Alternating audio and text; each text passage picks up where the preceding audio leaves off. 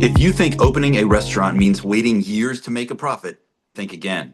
Today on the Restaurant Incubator, we're talking with Kasey Anton, former restaurateur, author of Profit First for Restaurants, and host of the No Reservations podcast.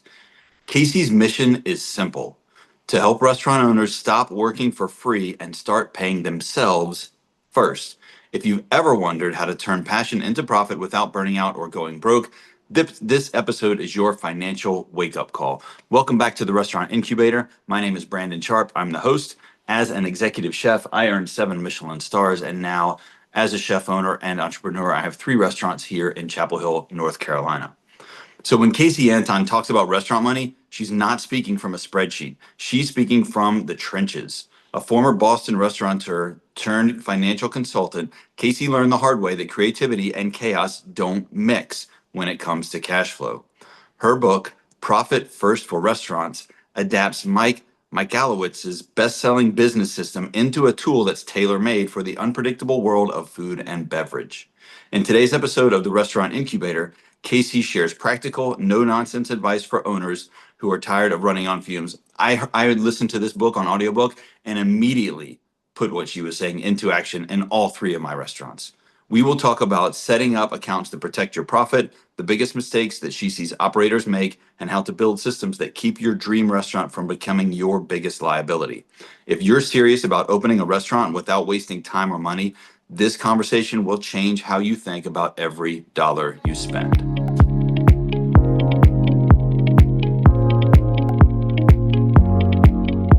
Well, welcome back to the Restaurant Incubator. Today we have Kasey Anton with us. Kasey, welcome to the show. Please tell us a little bit about yourself.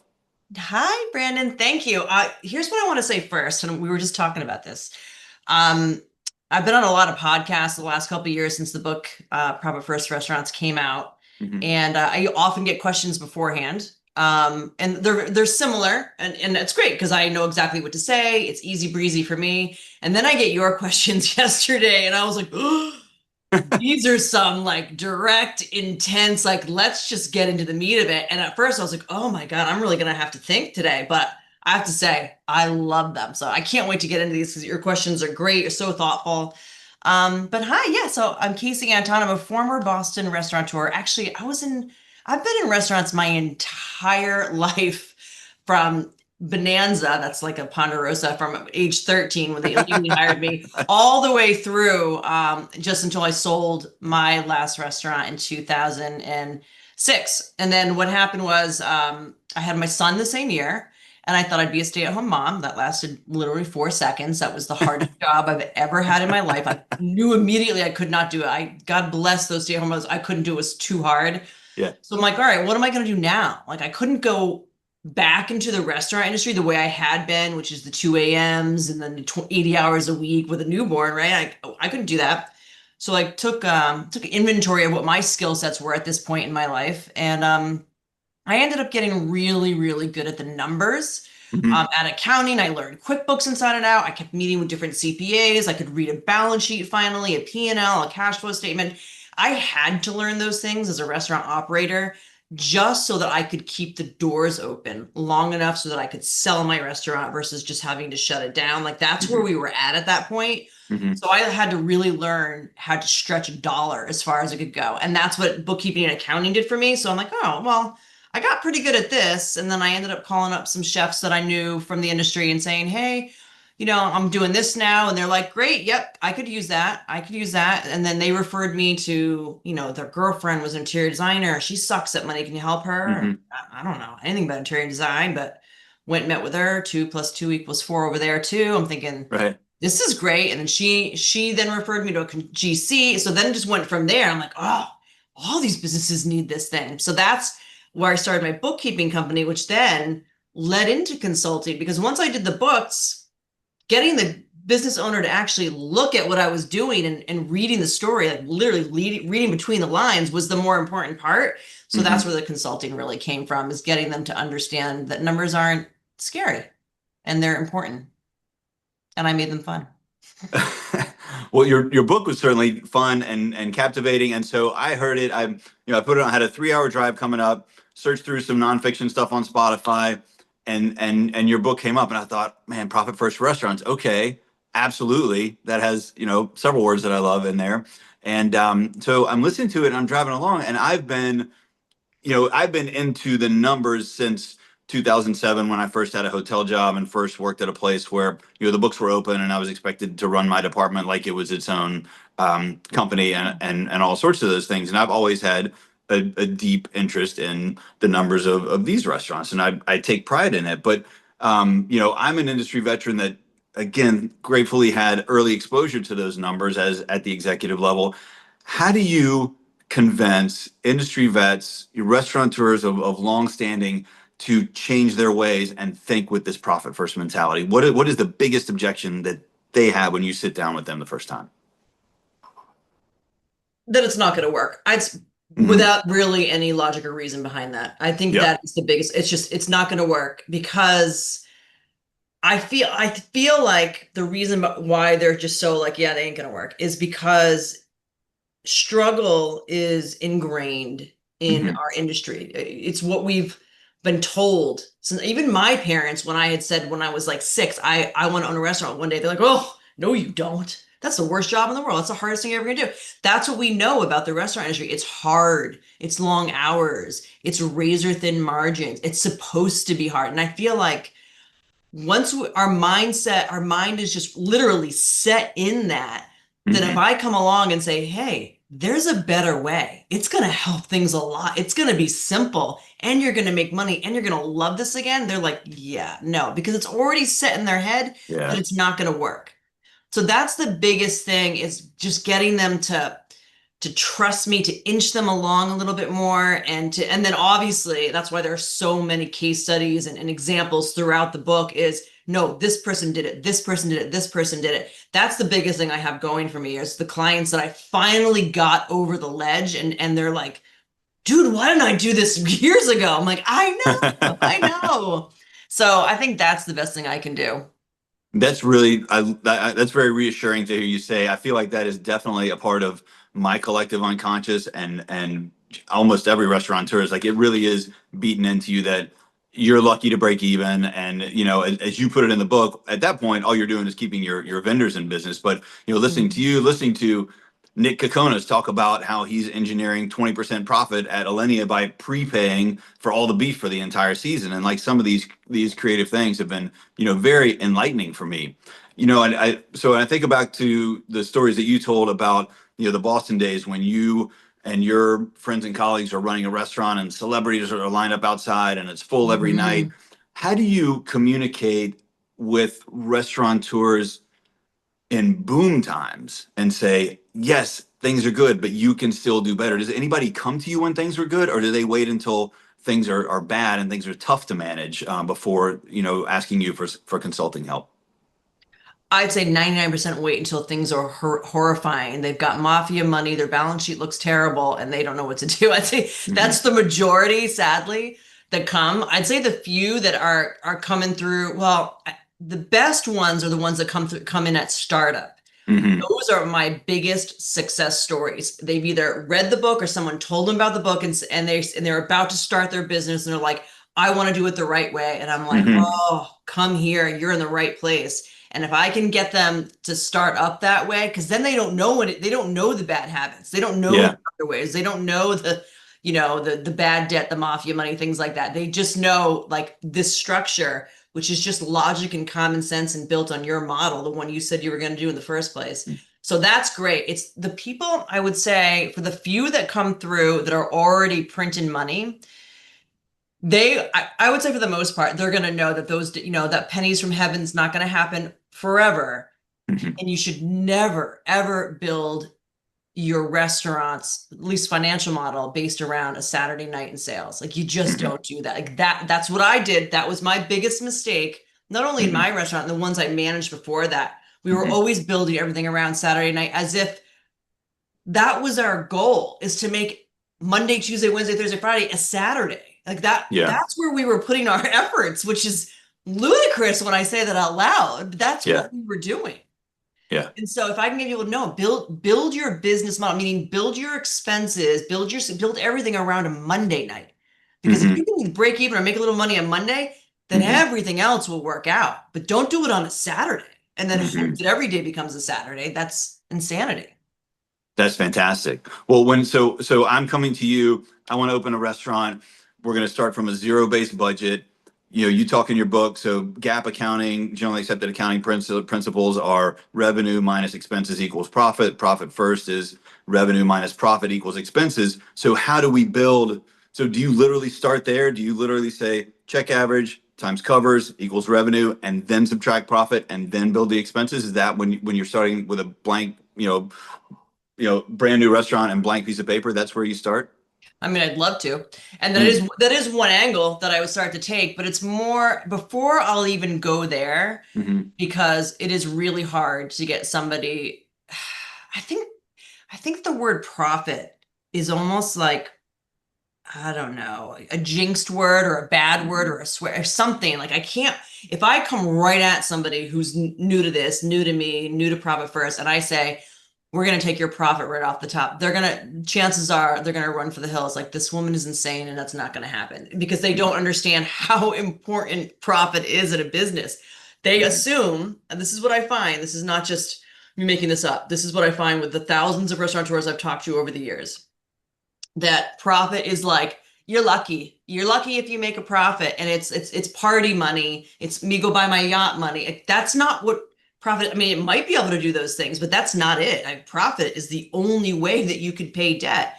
And I don't know any business that has started up without some sort of debt. I mean, you got to buy the ovens, you got to rent the space.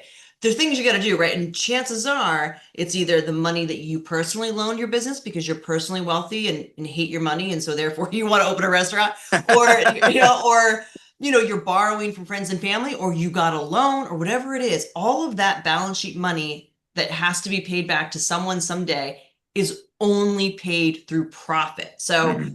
that's why I don't start there, because people don't think profit is just like party money, and it's not.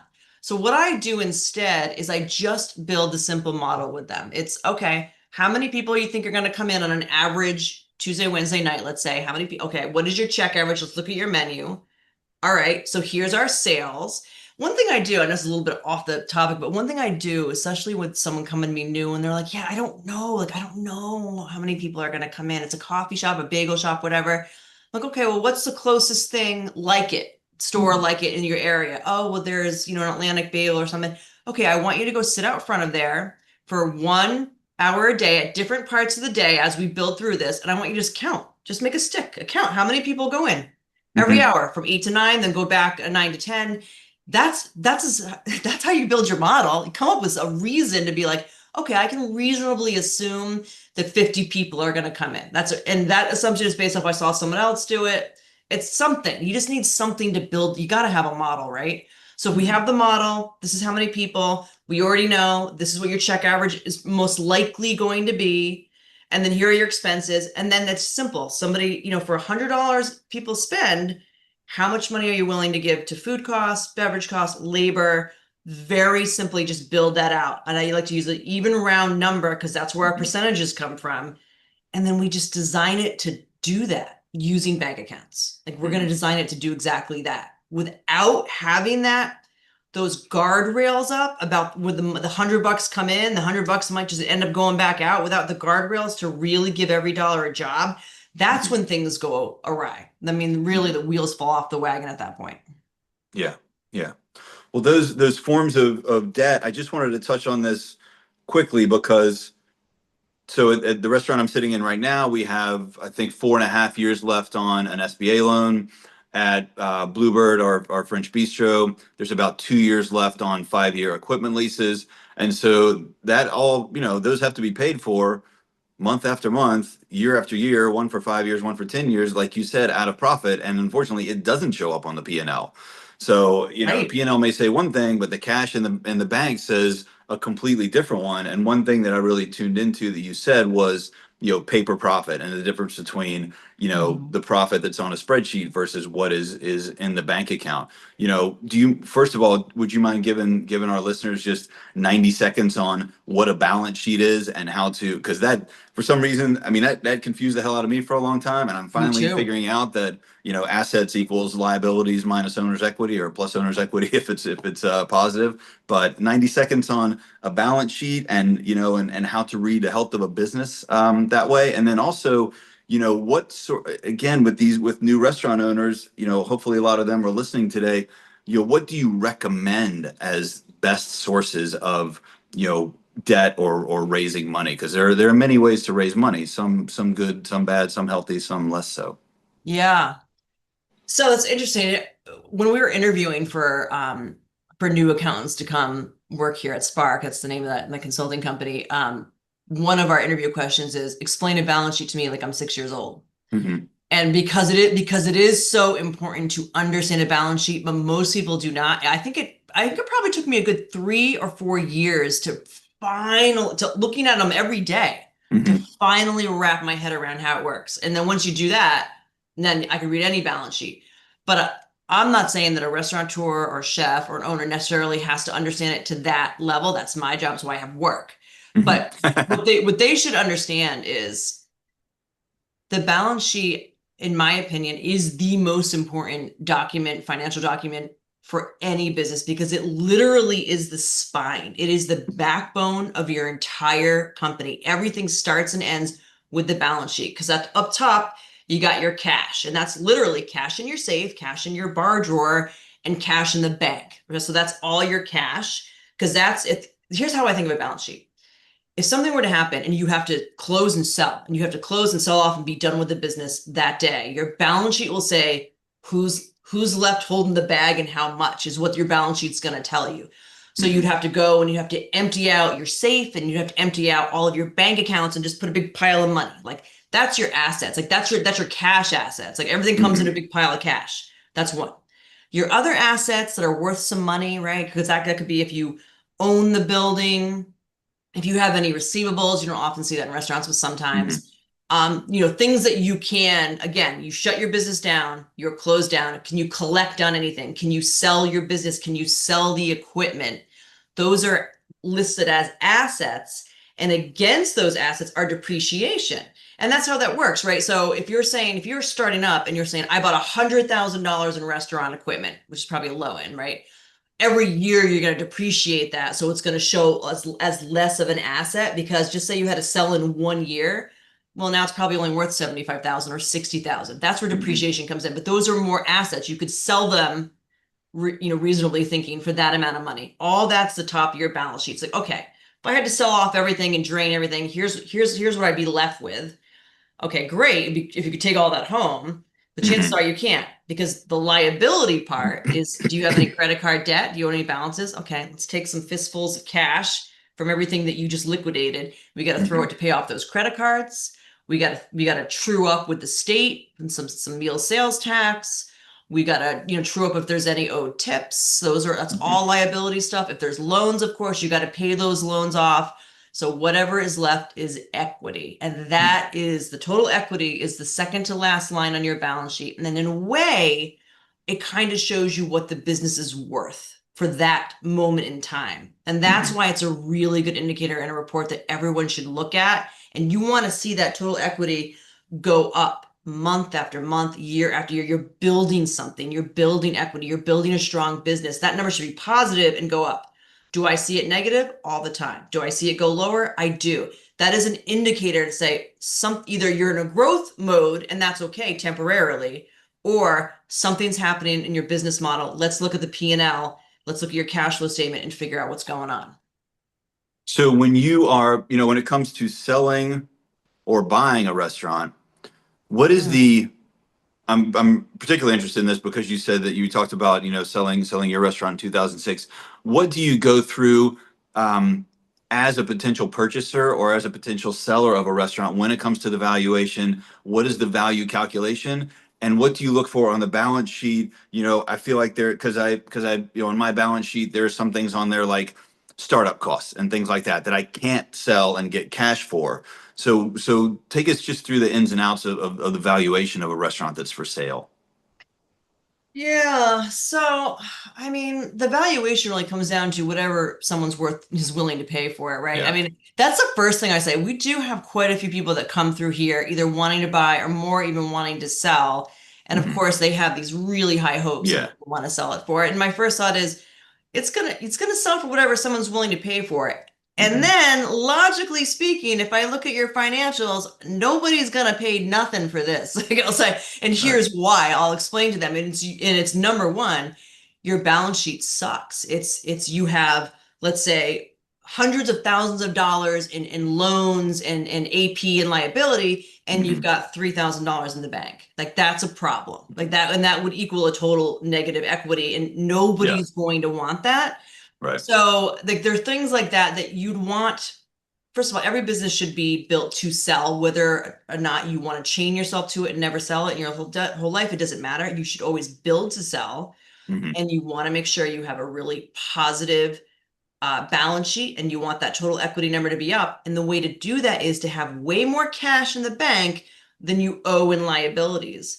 Now, of course, if you're starting a restaurant, like you're gonna have to have startup money, like you said, that's gonna go, those things are gonna be depreciated, but it's more like, I'd say it's more as if only take what you need, only borrow what you need to Hmm. do it right, to do the model that you right, but whatever it is that you're borrowing, I would say a good measure is to know, okay, if I take that number and I divide it by 10 for 10 years, let's say, which is actually Hmm. kind of long. You might want to use 5 years. I'm thinking 10 years of a life of a restaurant, but that's actually getting pretty aggressive. Divide it by 10, and then so just say it's $1 million divided by 10 is $100,000 a year that you need to pay back. I'm not even going to factor in interest at the moment. That's $100,000 a year to pay back. That's what, like $8,600 a month in profit that your restaurant has to make in order to satisfy that loan. So Hmm. let's look at your projections. Does your projections call for more? Let's say they're going to need to be at least $10,000 in profit with no other debt added just to be able to service the loan. I think that is where I would kind of start with them so that to understand, because a lot of times, and this was even me too, Hmm. anyone that would give me a loan, because restaurants notoriously hard to get a loan, Hmm. it felt like it was free money. It literally Hmm. felt like free money, even though I know there were payments. I knew I'd Yeah. have to pay. It didn't Yeah. matter. I was so giddy that someone gave us a loan Yeah. without thinking like what I had to do, how the operator I had to be, the profit that I needed to make just to satisfy it. So that's a big thing. And I find like I talk people out of opening a business a lot because they'll say, Hmm. "Oh, yeah, my uncle's going to give me $1 million, and here's what I'm going to do." And I'll be like, "Okay, but this shows me that you're going to basically profit $1,000, $2,000 a month. How you gonna? You're never going to pay back Uncle Larry. He's never going to get his money. But does he want his money back? Is this a gift? Like what's happening here?" And that's usually where the realization for them comes from. Okay. All right. Well, let's see. So profit first is as much of a mindset as it is a system. And so how do you, so I guess I want to ask about, restaurateurs, especially chefs who are really emotionally hooked on their concept or their food. How do you talk them? Like, what are the strings that you pull with them who are like the artistes? You see them about to crash and burn. I think you talked about this. You said you had an unbelievably talented chef that you worked with in Boston, who I think food cost was running at, I don't remember, 45 or 60% or something like Hmm. that. Yeah. So I use logic with them, which, Hmm. doesn't always work, but I think it is the It thing can that be works. helpful. It really is hard in this business with all the creatives, but it's what works the more than anything else, is logic. So Uh-huh. again, I'll use an example of, a couple coming into your restaurant and they spend $100 on food and beverage, let's say. They're going to leave a $20 tip, and here in Massachusetts we have a 7% tax. Hmm. So $127 is what gets deposited into your account. Hmm. So I'll go through with that and they'll with me. Okay, yeah, I get that. Okay. So then of that 127, $7 goes right to the state to pay your meals tax. Not your money. We're not going to look at it. It's going to go over there. So now we got 120 left in that account. Yeah, I got it. Okay. Well, $20 is that, your server tip. Lost You to the know you server, can't yeah. touch that, right? So let's move that aside. So we're moving that aside. So now we have $100. And if they're saying, listen, I run a 30% food cost. This is what I'll get with a lot of chefs. Like, oh, I'm running 30%. And I know that they're not. But in their head, they truly believe that they are. I'm like, great, let's just put your money where your mouth is. And we're going to take 30 cents on the dollar, or in my example, 30 bucks. We're going to move it to a vendor account, for like a food and beverage vendor account. And that's what you're going to use to pay your vendors. Because if you're running 30% and I put 30 cents on the dollar, then you're going to have more than enough to pay your food vendors. Just say your payroll, we'll say your payroll's at 30%, which I don't see anymore. If we did, okay, 30 cents a dollar, go to a payroll account. That's where you're going to use to pay that. The other 30 is usually your operational expenses, occupancy, whatever. We're going to put that in an account. You're going to use it to pay that. And that last $10 should be profit if you're aiming for a 10% profit margin. This is just for easy numbers. And we're going to put that into an account and call it profit, so that's where the logic comes in. Because if I started, Brandon, with saying like, listen, we're going to take $10 off that 127, we're going to move it over here. They're going to be like, what? I need that. I got to pay my fish guy. Like they're never going to let me do that. So that's how I go logically. If you're telling me these are your percentages and you're solid on that, that's what we're going to do. And here's what's going to happen. We're going to do it based off of bank accounts that are nicknamed so you can visually see the cash cascading through your business. And you go to you pay your vendors and you're like, oh my God, I got, 30 bucks in there, but I owe them 34. Fine. But now you got to pull $4 from another account. Now you consciously have to make a decision. Are you going to pull it from payroll? Well, no, because then you can't not pay your staff. That'd be illegal, right? So you're like, all right, can't payroll. Operational expenses? Probably, but that means something else is not going to get paid. So know that, some utility notice is going to happen or something. Right. Or profit, which is where it happens without you actually knowing where it happens. Yeah. So logically, if you do it the way I'm saying, income comes in, we get rid of meals tax, we get rid of tips that go to the payroll, and we split the money out, food and beverage, payroll, OpEx, profit. Logically, everything should flow, and we just made profit a priority because we're setting it aside, calling it profit. And I'm telling you, as much as you might have to move money from profit back to cover payroll, to cover food costs or whatever, you're not going to want to. And when you're not going to want to, what are you going to do? You're going to find a way not to have to. Yeah. You're going to look for ways to be like, shit, I need to schedule better, or I need to let people go early, or you're literally going to go, oh, I hated that feeling, so let me go fix it. Versus now where everything's a fire drill all the time and you're probably not spending the right amount of time in the right place. I know I wasn't. Well, for those operators who want to see it visually on a screen, I mean, there's a lot of powerful technology out there. Is there one platform, and we're not sponsored by anything, but I talk openly about the systems that we use, and I try and only speak positively about them. But is there one tech stack or one dashboard that somebody can look at and see all those things, and see they see that the $30,000 for each of those categories and the $10,000 for a profit, assuming they're only bringing in $100,000 a month. In revenue, is there one integrated place that they can see that? It's called their bank. It's their bank. That's it. So I am, I'd say I'm almost like anti all of the different softwares and stuff. I'm literally like the Restaurant 365s, the Margin Edge. I get it. They're great.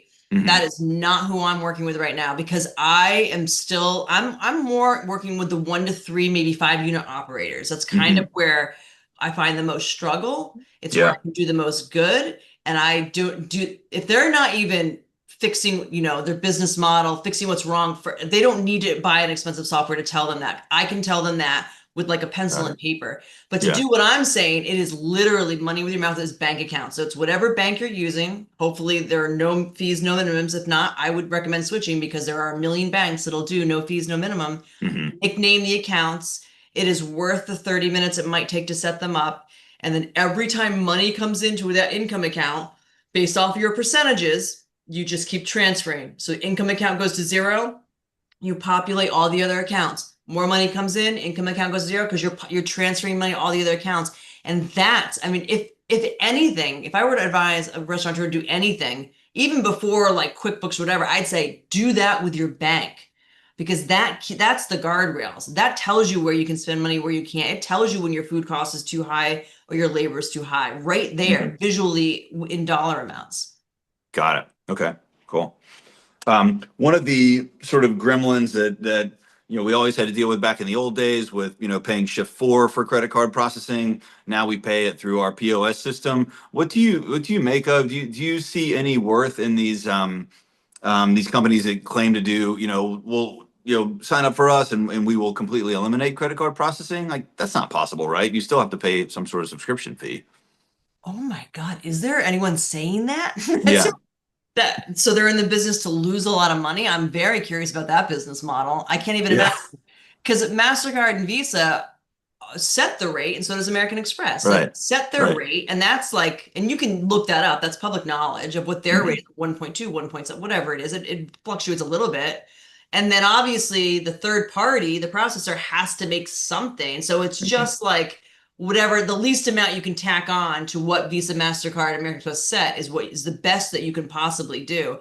If anybody is saying that they're going to go away, ooh, I'd be very wary of that because Yeah. that's impossible. I mean, Okay. Well, that was my take on it too, but I thought I would ask it. I thought I would ask an oh, expert. yeah, they're getting paid somewhere else, and that's just shady.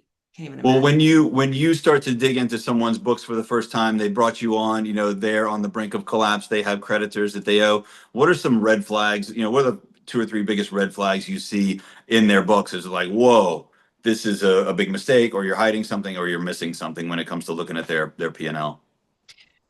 Yeah, great question. I love this question. Okay, so the first thing that there's a million things that just popped in my head, by the way, probably Okay. because I see a lot. But the first thing is a messy chart of accounts. And the chart of accounts is really like the listing of food sales, food purchases, blah, blah, blah. So it's just the listing of the accounts. It's called the chart of accounts. Mhm. So what I find a lot of is a P&L that's multiple pages long. That's Mhm. ridiculous. There's Yeah. absolutely no reason for that. Not even for, I taught at BU last year, the managerial accounting in the hospitality school. And one Uh-huh. of the segments I had to do was on publicly traded restaurant companies. And I was like, oh, this is so out of my domain. But I got to learn a lot about them through teaching it. And they don't have that big of a P&L, right? So Mhm. a P&L, your profit and loss, when you collapse it, which in QuickBooks, because that's what we use exclusively here, but there are other softwares, you hit collapse, you Mhm. should only see basically, you could be able to see sales, maybe even like food, beverage, wine sales. The same for purchases, food, purchases, wine, whatever. And then down below, we just use like an admin in general, a direct operating, maybe a payroll, and then occupancy. When you collapse it down, you only should be looking at maybe 5, 6, 7 numbers Right. because then you know exactly your eye knows where to go, which one's high is gonna jump right out, and then you can expand and look at the individual more detailed accounts. But okay, where'd my money go in this? But what I find is even if I collapse somebody's P&L that sends me their QuickBooks file, let's say, I'm still looking at 38 different like, line items. And now Mhm. I'll see like payroll fees, and then I'll see payroll taxes, and I'll see withholding, and then I'll see salaries. And then I have to like, wait, what? Yeah, you think that your payroll's 28 because that's only one piece of the puzzle Yeah. because it's all over the place. Yeah. So having a very structured, easily collapsible chart of accounts is key. Is key. So that's number one.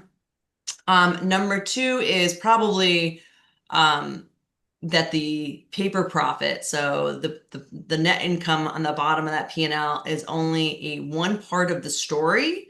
So making sure that they understand that, because when I do, oh, look at they made 15,000 last month. That's great. Let me see how much they kept. So they'll all go to their balance sheet.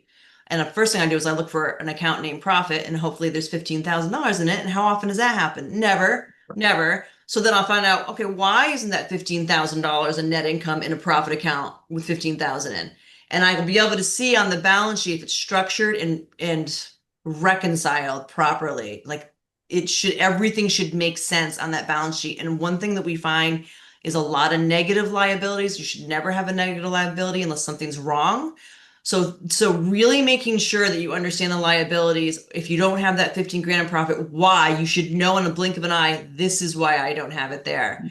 So I'd say those are probably the two biggest things. Is it really no negative liabilities? If you do, you got a problem. We certainly don't want Mhm. negative assets either, but I don't find that as much. Negative liabilities, big issue. And the third one, because you asked for three, I'm gonna say the third one is if I see if meals tax and sales tax is somehow included in your gross sales. It has no place. Tips, pass through things like tips, not your money, meals tax, sales tax, not your money. That's all balance sheet stuff. It should be nowhere on your P&L. Right. Okay. Nice. Well, when it comes to, a restaurateur who has, a successful first location, wants to expand, feels like it's the right time, what are some of the key performance indicators that tell you that the business is healthy enough that, okay, it's time to add or it's appropriate to add a second location? Do those factor in, or is it all about a great real estate opportunity or, that sort of thing? Oh, it definitely factors in. As a matter of fact, I'm doing that right now with a brewery out in Illinois that is just kicking butt. He's about to open a second and possibly third. And normally when I get the call, hey, there's a brewery, they want to talk to you, they want to, they want to grow. And I'm always like, oh, great. Now I got to be the one to tell them not to, right? Breweries Yeah. notoriously can be very difficult to make money off of, to be profitable. So I Hmm. was like, oh, here we go. So, but I logged in there and this place is literally printing money. He's doing extremely well. His costs for, and this is almost out of luck, are so well in line. I mean, he's brewing and then selling the beer, and it's literally his beer cost is like 5%. It's unbelievable. He's doing Mhm. it right. And then huge sales, consistent sales. So for this company, I'm like, okay, this is interesting. I went through, made sure I didn't miss anything. They're printing money. They're making $30,000-$40,000 a month in profit, sometimes more. Okay, where is that money? I kind of saw where a lot of it was in savings. This guy was pretty conservative. Saw Uh-huh. where some of it went. So all I had to do was tighten that up and then just say, okay, so how much is it going to cost to open up the second location? So, oh, I got an SBA loan, I got $1 million. All right, what's the payback? All right, so we looked at that. Okay, this first location is profitable enough that it can possibly service the second location, but how do we want that to work? We don't want to rob Peter to pay Paul. But one thing, especially when we deal with companies that are uber profitable and a lot of tax implications there, you want to be smart about what you're doing with that taxable profit. One of Hmm. the best ways to do that is through real estate, through growth. Hmm. So smartly, we take this money that they're making over there, we move it over, we create another business, and there's a lot more detail that goes into that. But then Hmm. I knew just because the original location, the model worked, he was going to open the exact same thing and the next state over. The model worked, the reputation worked, his sales were consistent, and they had like a 20% profit margin. Like that's a no-brainer, like 100%. And he's going to owe a lot of taxes because he had so much money. Yeah, we Yeah. want to take that money and we want to invest it in something new. Okay. All right. Well, when it comes to opening those new businesses, what do you normally see as successful? What do you normally advise people on when it comes to creating like a separate LLC, a separate entity for that new business, so that one is not artificially, buoyed or dragged by the other? Or do you, for tax reasons, want to keep it under the same LLC or, under the same company for those advantages? Is there a pattern? Yeah, so I'm not a CPA or an attorney. So I will say at first, like the first thing I say is you should absolutely talk to your CPA and Yeah. attorney. But I see a lot of this. So what I end up telling them is we want every single business, even if it's multiple of the same, to stand on its own 2 feet. Hmm. So in my head anyway, or as an accountant, I want to see them like they're individual businesses. I don't want to see a lot of commingling and this one and that one. It's just that's where things kind of get lost and Yeah. everything suffers and you don't really know where or why. So I like to see them that way. I would prefer it from an accounting standpoint and from just the strength of every business's standpoint to see them as their own. And I also believe that because we're talking about pass-through entities, so an S corp is a pass-through, LLCs, obviously DBAs, all pass-through, meaning that those individual companies don't actually pay taxes. Like Spark Business Consulting doesn't pay taxes. The profit that Spark makes goes to Kasey Anton, and I pay taxes. It passes through to the owner. Mhm. So for that reason, you have one owner or even an owner's group opening up multiple companies. You're going to have K1s, and all of that's going to go through to the individual owner anyway. So Mhm. for tax reasons, it's works out just as good, if not better, I think, to have separate ones. What I will say is there are some CPAs out there that I know like to advise they keep it under one roof. Meaning, just do it all under the same. I have yet to find a reason where that is really advantageous for the business owner. I could be wrong, as again, I'm not a CPA or not a lawyer. I've just never come across it in 20 plus years of doing this. I do see where that is advantageous for a CPA Right. because it's a Yeah. lot simpler for them to do a tax return. Right? So I've seen that. I just can't figure out why they would recommend it any other way, but I might be wrong about that. So if I get my way, it's separate, separate, separate. And yes, if you have to, borrow money, we can do an intercompany loan, but we can track it meticulously. So again, that every company can stand on its own 2 feet. Yeah, yeah, and I have seen or know of restaurant groups that were dragged down because one of the restaurant number three or four was failing, and the owner refused to Oh cut the yeah. cord, and then borrowed profits from one, two, and three go to support four, and then it just all kind of See collapses. that a So lot. Yep. that's a that's a drag to see that. Hmm. Is there a typical percentage of revenue that you see directed towards marketing spend for successful restaurants? Like that is a tricky one, I feel like. Yeah, it really depends on the restaurant. We work with so many different ones. It's really cool. We have some that just are full and have wait lists Monday Mhm. through Sunday and don't need to do any. That's rarity, but we have some that way, and they really don't. But I'd say the average is anywhere between 1% and 3%. And I would say even I see some at 5%, but if you're going to spend 5%, it's going to be hard to really be profitable at that Yeah, overall. And those are more, I'd say, for the fast casual, fast service, things like that. They have to sure. spend more. They have to compete with, the McDonald's of the world. So they do need a marketing budget. And it's Uh-huh. usually probably for fast food, fast casual, probably the 3 to 5% you're going to have to Okay. spend. Anyone else that really just needs to be out there, probably 1 to 3%. But I would honestly say, and it is a chapter in the book too, like the way I did it, we had one of the higher end, it was a fun, fine dining restaurant. So it wasn't like stodgy, it was cool, but our prices were up there. I just did a homegrown internal marketing, which you could do for little, like very little, sometimes almost the price of a stamp, little money. That reaped I mean, I brought in thousands of dollars that last year in business just by implementing that. So there's a way to put butts in seats for very little money if you just want to put like the time and the work in. Well, from your years as an operator and now all your years of consulting, again, you said you rarely see labor, coming in at 30% anymore. You have all the ancillary costs of labor, the payroll processing fees, the payroll taxes, the 401(k)s, all the benefits, all that stuff like that. And it is so hard to achieve a balance of, you want to pay your people well, you need them to stay, you want them to get hours, but when the revenue's not quite there, when you walk into an operation that has asked you to come in and consult and to help them control costs, how do you coach those managers to? I think this has always been the toughest thing. How do you coach those managers to keep morale up and cut hours? That is probably the most difficult thing that we come across. It's a difficult thing to coach because I've been on that side of it, so I get it. I think the Mhm. way I come at it, and I don't know if it always works, I do think it gets them to think a little bit differently, is we take the personal piece, the emotional piece, and we have to completely acknowledge it. It's Mhm. great. Then we set it over here, and we're not going to look at it anymore because this is a business and we have to run it like a business. So once again, I'll go back to my business model, and the amount of money available to pay for your staff is based on the revenue coming in. That's it. It's not like I really like her, I really like it, but it's the money of it is the money available, or is it not?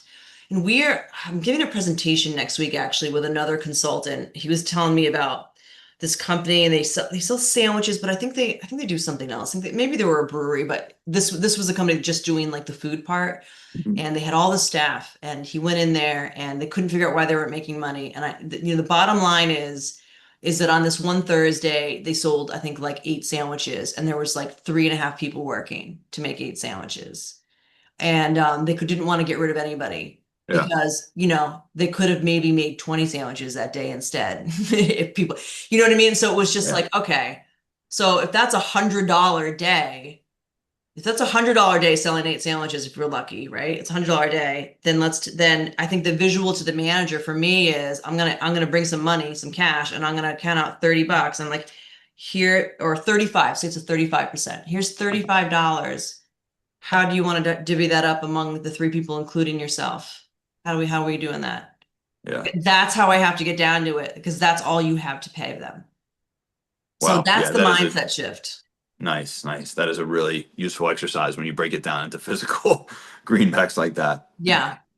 Well, when it came to, tell us about, I'm interested in the class that you taught at BU. What were some of the most surprising moments? I mean, you're not in a classroom full of restaurateurs, right? Is part of the business schools? What is the class like? And what were some surprising things that you got asked or that you learned during the class? It was really surprising. I'd say the biggest thing that came away from this, well, one, so this is BU, this is Boston University, and these were all juniors and seniors. So Hmm. mostly seniors, a few juniors, people on their way about to get into the workforce for the most part. I taught the class. I mean, it was managerial accounting, but they let me use my book as the textbook, which was great. Hmm. So I was teaching them about profit from day one. And I think it's because their minds are so young and malleable, and they are not Hmm. really in the workforce yet. They were sponges. They were like, "Oh yeah, that makes perfect sense." And, "Oh, can I do this for my personal life too?" And I'm like, You can and you Hmm. should.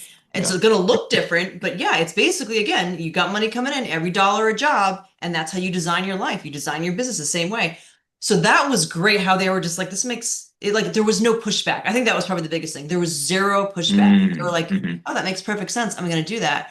The other thing that I was shocking to me is I feel like it took me a solid, I'd say, 3 or 4 years to really grasp the full realm of financials and how everything plays together, cash flow state, everything. Like, it took me doing it a lot for me to like get the full picture, snap into place. By the end of the semester, they all got it. Like, they were giving me presentations. They all had to create their own hospitality business, Uh-huh. and they were talking circles around these financials that took me years. Either I'm a great teacher, which I'm sure is not the case, or they just like they immediately just had a mind for it. So Hmm. it was so rewarding. It was great.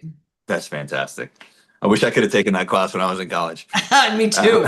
They should be teaching it at the CIA. Maybe some of them are listening. Yeah. Yep. Well, last question. So, you have the microphone, and the listeners are first-time restaurateurs, would-be restaurateurs, chefs who are coming up. What is your message to them, thinking about the trends that you see, and maybe not the food trends or what's popular, but what do you want to say to them to encourage them that this is because I truly believe in this profession. I think it's worth pursuing. I'm Hmm. constantly surrounded by evidence that it's not, but I refuse to let that make me stop. And so I'm doing this for the next generation, and I want them to hear, from you on why they should be doing this. Yeah. So even though this is a tough business, everyone knows the hospitality industry is tough, right?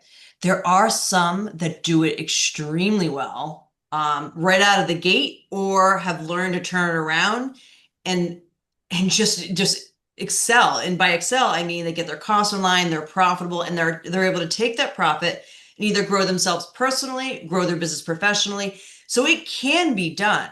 The ones that don't get there, the ones that struggle and can't get there, are the ones with the blinders on, who don't want to just accept the simple business model of it all. Hmm. That is the biggest piece. So if you're thinking of starting, or you're just starting now, don't build your business on the busiest night of the week. Build it on the slowest night. Make money, or at minimal break even. And Hmm. break even, I mean, if you have a debt payment, add that in, because that's Hmm. money coming off profit. But Yeah. make sure you build it on that. Because if you build it on your slowest night of the week and you can still break even, or make a little bit of money, you know what I'm saying, then Hmm. you're in good shape.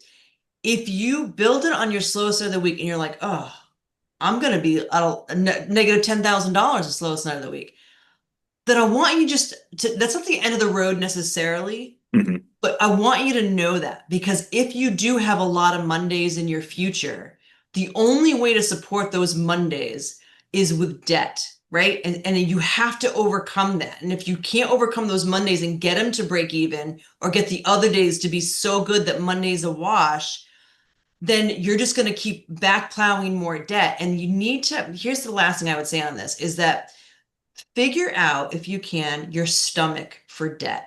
It's Mhm. never going to go away. It is a necessary evil. I think I even say that in the book. Like, I don't love it. Nobody should love debt, but it is necessary.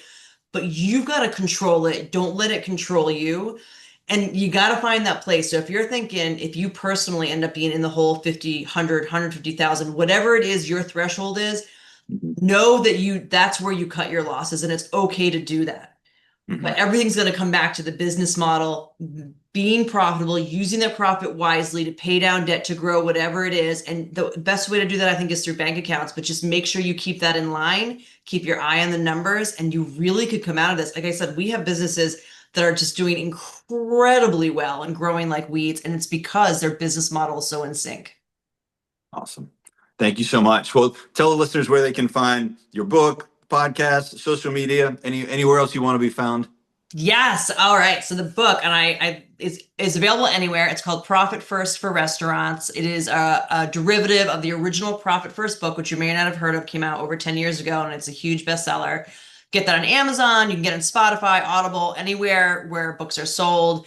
If you would like to connect with me, I'd love that. We have two websites. So we just have my author name, KaseyAnton.com, which is mentioned through the book, as well as sparkbusinessconsulting.com is where you'll find the services, the fractional CFO services, all the different things that we offer through Spark. And you can get in direct contact with me through either of those. Okay, great. And what's the name of your podcast again? No Reservations. I actually have to record my next issue soon. Yeah, so No Reservations is the name of my podcast, and it comes out every 2 weeks. Okay, wonderful. Kasey, this has been a pleasure, and I learned as much today as I did from listening to your book. So thank you so much. That's awesome, Brandon. Thank you for having me. Absolutely. That was my conversation with Kasey Anton. I hope you enjoyed it as much as I did. I'm sure that you learned as much as I did from that one. Don't forget, check out her podcast, No Reservations, and definitely read or listen to her book, Profit First for Restaurants. While you're here, thanks for listening. Don't forget to give us 5 stars if you're listening on Apple or Spotify. And if you're on YouTube or if you're on Spotify, hit that subscribe button. That's the only way that this podcast grows. We don't do paid advertisements. We don't do sponsorships. Stay humble, stay hungry, y'all.